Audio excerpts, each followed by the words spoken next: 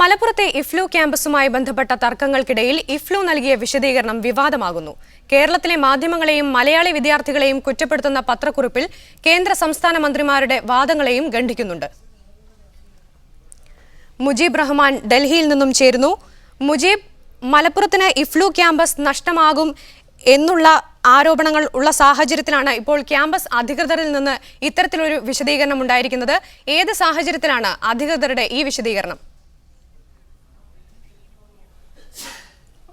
Sujitha, public relation officer, ഇഫ്ലു campus Hyderabad എന്ന പേരിൽ പുറത്തിറങ്ങിയ ഒരു വിശദീകരണ കുറിപ്പാണ് നമുക്ക് ലഭിച്ചിരിക്കുന്നത്. ഈ വിശദീകരണത്തിൽ ഇഫ്ലു ക്യാമ്പസ് അധികൃതർ അറിയിച്ചിരിക്കുന്നത് ഏതാനും ആഴ്ചകളായി കേരളത്തിലെ മാധ്യമങ്ങളിലും മറ്റും ഇഫ്ലു അധികൃതർക്കെതിരെയുള്ള വാർത്തകളാണുള്ളത്. മലപ്പുറത്ത് ഇഫ്ലു ക്യാമ്പസ് യാഥാർത്ഥ്യമാകാത്തതിന്റെ പിന്നിൽ ഇഫ്ലു അധികൃതരെ കുറ്റപ്പെടുത്തിയതുകൊണ്ട് യാതൊരു കാര്യവുമില്ല.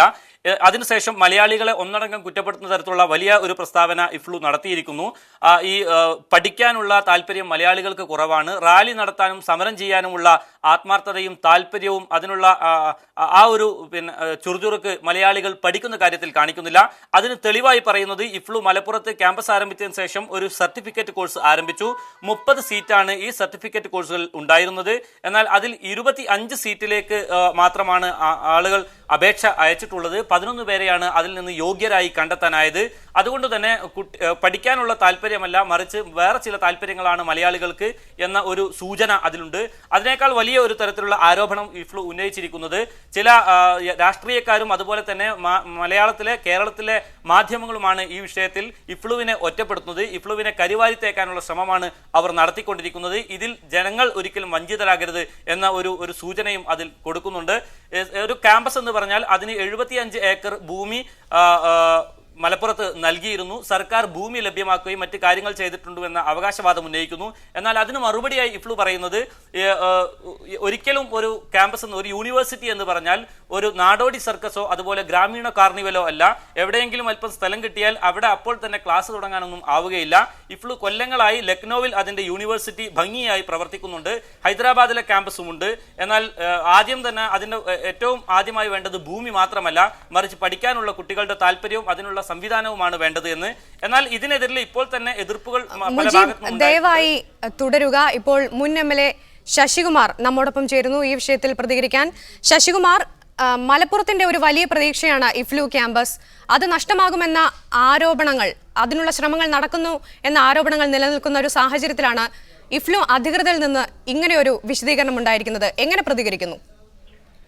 ഇഫ്ലു അധികൃതരുടേതായി പറഞ്ഞ ഈ വിശദീകരണത്തിൽ ഒരു ഭാഗത്തോട് ഞാൻ അവരുടെ വിശദീകരണത്തെ എതിർക്കുന്നില്ല.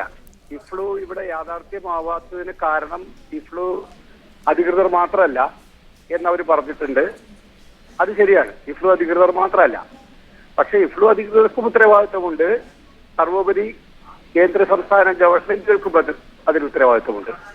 ആ നിലയിൽ ആ ഭാഗത്തെ ഞാൻ കൂട്ടിച്ചേർക്കുകയാണ്.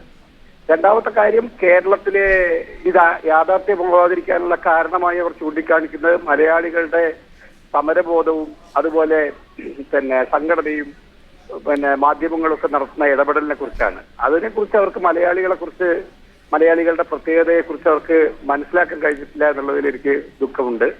കാരണം മലയാളിക്ക് അറിവ് മാത്രമല്ല, തിരിച്ചറിവ് കൂടിയുണ്ട്.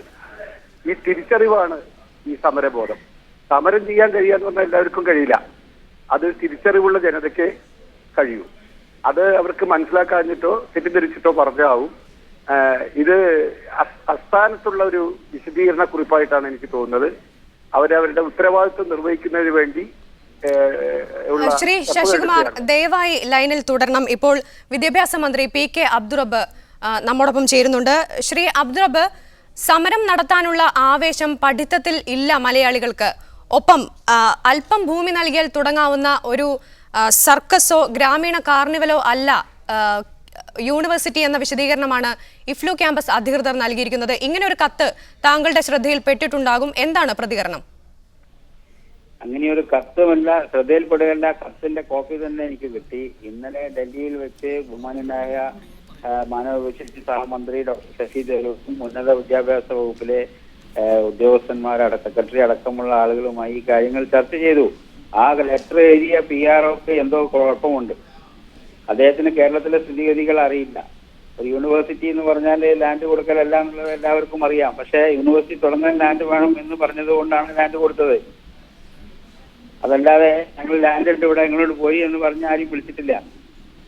ലാൻഡ് ഇത്ര ലാൻഡിന്റെ അവൈലബിൾ ആക്കണം, ക്യാമ്പസ് തുടങ്ങണം എന്ന് പറഞ്ഞതിന്റെ വ്യക്തമായ റിട്ടേൺ ആയിട്ടുള്ള ഇതിന്റെ കടലാസുകളുടെ അടിസ്ഥാനത്തിലാണ് സർക്കാർ മുന്നോട്ട് പോയത്. ഇപ്പോൾ ഈ കാര്യങ്ങൾ പറഞ്ഞതിൽ അർത്ഥമില്ല. അവർക്ക് എന്തെങ്കിലും പ്രത്യേക താല്പര്യങ്ങൾ ഉണ്ടാകും അവരുടേതായ, അത് സംരക്ഷിക്കാൻ വേണ്ടിയുള്ള ബന്ധപ്പാടിലാണ് ഇങ്ങനെയുള്ള പ്രസ്താവനകൾ നടത്തുന്നത്. കേരളത്തിൽ സമരവും ഭരണവും അതുപോലെ തന്നെ വിദ്യാഭ്യാസവും എല്ലാം നടക്കുന്നുണ്ട്. അതിനായിട്ട് കാര്യമില്ലല്ലോ. ശ്രീ പി കെ അബ്ദുറബ്, എന്തായിരിക്കും സർക്കാരിന്റെ ഈ വിഷയത്തിലുള്ള സർക്കാർ ഏതെങ്കിലും തരത്തിലുള്ള നടപടി ഇതിനെതിരെ എടുക്കുമോ? അല്ല, അവിടുത്തെ ഒരു PRO ഇറക്കിയതിനെതിരായിട്ട് നടപടി എടുക്കാൻ സർക്കാരിന് അധികാരമില്ല. സർക്കാർ തീരുമാനിച്ച കാര്യങ്ങൾ നടപ്പിലാക്കി കിട്ടാൻ വേണ്ടി പിന്നെ ബഹുമാനായ മന്ത്രിയുമായും അതുപോലെ കേന്ദ്ര ഉദ്യോഗസ്ഥന്മാരുമായും ഇന്നലെ ചർച്ച നടത്തിയിട്ടുണ്ട്. ആ ചർച്ചയിൽ ഉരുത്തിരിഞ്ഞ കാര്യങ്ങൾ 2 ഭാഷകൾ ഇംഗ്ലീഷും അറബിക്കും നാളെ അടുത്ത വർഷം അധ്യയന വർഷം തുടങ്ങാനും ബാക്കി സർട്ടിഫിക്കറ്റ് കോഴ്സുകളും ഡിപ്ലോമ കോഴ്സുകളും തുടങ്ങാനും ആവശ്യമായ ഫണ്ട് അനുവദിക്കാമെന്നും എന്നൊക്കെ പറഞ്ഞിട്ടുണ്ട്. അതിന്റെ അടിസ്ഥാനത്തിലാണ് ഇന്നലെ ചർച്ച അവസാനിച്ചത്. ശ്രീ പി കെ അബ്ദുറബ്, തുടക്കം മുതലേ ഇഫ്ലു ക്യാമ്പസ് നഷ്ടപ്പെടുത്താനുള്ള ശ്രമങ്ങൾ നടക്കുന്നുണ്ട്. അത്തരമൊരു ഗൂഢാലോചനയുടെ ഭാഗമാണ് ഇത് എന്ന് താങ്കൾ വിശ്വസിക്കുന്നുണ്ടോ? അല്ല, ഗൂഢാലോചന എന്ന് ഞാൻ പറയുന്നില്ല. പക്ഷെ ഏതായാലും സത്യയുക്തമായ കാര്യങ്ങളാണ് പറഞ്ഞുകൊണ്ടിരിക്കുന്നത്. അവർക്ക് അവരുടേതായ സ്ഥാപിത താല്പര്യങ്ങൾ സംരക്ഷിക്കാൻ വേണ്ട വെമ്പലിലാണ് ഇത്തരം കാര്യങ്ങൾ പറയുന്നത്. മാത്രമേ ഞാൻ പറയുന്നുള്ളൂ. ഗൂഢാലോചനയാണെന്നുള്ളത് എനിക്ക് പറയാൻ കഴിയില്ല. പക്ഷെ അവർ എഴുതിയ PRO എഴുതിയിട്ടുള്ള ലെറ്റർ അത് മുഴുവൻ നോൺസെൻസ് ആണ്. അങ്ങനെ ഒരു യൂണിവേഴ്സിറ്റിയുടെ PRO എഴുതാൻ അധികാരമില്ല. മാത്രമല്ല, അത് അദ്ദേഹത്തിന്റെ സ്വന്തം ഇഷ്ടത്തിനനുസരിച്ച് എഴുതിയതാണെന്ന് എനിക്ക് വിശ്വാസമില്ല. അതിന്റെ പിന്നിൽ ആളുകൾ ഉണ്ടാവാം. പി കെ അബ്ദുറബ്, ഇന്നലെ മാനവവിഭവശേഷി സെക്രട്ടറിയുമായി മുഖ്യമന്ത്രി ചർച്ച നടത്തിയതാണ്. അപ്പോഴും ഇഫ്ലു ക്യാമ്പസ് യാഥാർത്ഥ്യമാകുമെന്നുള്ള സൂചനകൾ തന്നെയായിരുന്നു ലഭിച്ചിരുന്നത്. ഇപ്പോൾ ഇഫ്ലു ക്യാമ്പസ് അധികൃതരിൽ നിന്ന് തന്നെ ഇത്തരമൊരു നീക്കമുണ്ടാകുമ്പോൾ ഏതെങ്കിലും തരത്തിൽ ഇത് യാഥാർത്ഥ്യമാകില്ല എന്നുള്ള തരത്തിലേക്ക് കാര്യങ്ങൾ നീങ്ങുന്നുണ്ടോ? അല്ല, ഞാൻ പറയുന്നത് മാനവവിശേഷ മന്ത്രിയേക്കാൾ വലിയ യൂണിവേഴ്സിറ്റി ഉണ്ടാവുമോ? മാനവവിശേഷ മന്ത്രിയേക്കാൾ വലിയൊരു വൈസ് ചാൻസലർ യൂണിവേഴ്സിറ്റിക്ക് ഉണ്ടാവുമോ? ഉണ്ടാവാൻ പാടില്ലല്ലോ. മാനവവിശേഷ മന്ത്രാലയമാണ് ഏറ്റവും വലുത്. അവരാണ് ഇതിന് അനുമതി തന്നിട്ടുള്ളത്. അവരുമായിട്ടാണ് ഞാനും ബഹുമാന്യനായ മുഖ്യമന്ത്രിയും ഇന്നലെ ചർച്ച നടത്തിയത്. ആ ചർച്ചക്കനുസരിച്ച് കാര്യങ്ങൾ മുന്നോട്ട് പോകുമെന്നുള്ളതാണ് ഞങ്ങൾ വിശ്വസിക്കുന്നത്. അത് നടപ്പിലാക്കി കിട്ടാൻ വേണ്ടിയിട്ട് പരിശ്രമങ്ങൾ ഇനിയും തുടരും. നന്ദി, വളരെ നന്ദി പി കെ അബ്ദുറബ് ഈ വിഷയത്തിൽ പ്രതികരിച്ചിരുന്നതിന്. ഇപ്പോൾ മുൻ MLA ശശികുമാർ നമ്മോടൊപ്പം ഉണ്ട്. ശശികുമാർ, സർക്കാരിന്റെ ഇഫ്ലു ക്യാമ്പസിന് വേണ്ടി സർക്കാരിന്റെ സമീപനങ്ങളിൽ താങ്കൾ തൃപ്തനല്ല എന്ന് നേരത്തെ സൂചിപ്പിക്കുകയുണ്ടായി. സർക്കാർ നടത്തുന്ന ശ്രമങ്ങൾ കാര്യക്ഷമമല്ല എന്നാണോ താങ്കൾ കരുതുന്നത്? അല്ല, 2 ദിവസം മുമ്പാണ് മുഖ്യമന്ത്രിയും അബ്ദുൾ റബ്ബും എല്ലാം ചേർന്ന് ഡൽഹിയിൽ ഈ ആവശ്യങ്ങൾക്ക് വേണ്ടി പോയത്. അവര് പോയി ഇടപെട്ട് കഴിഞ്ഞു വരുന്നതിന് മുമ്പ് ഇവിടെ സർക്കുലർ വന്നു എതിരായിട്ട്. നമ്മുടെ ഗവൺമെന്റിന്റെ ഇടപെടല് ഒട്ടും ഫലപ്രദമാവുന്നില്ല.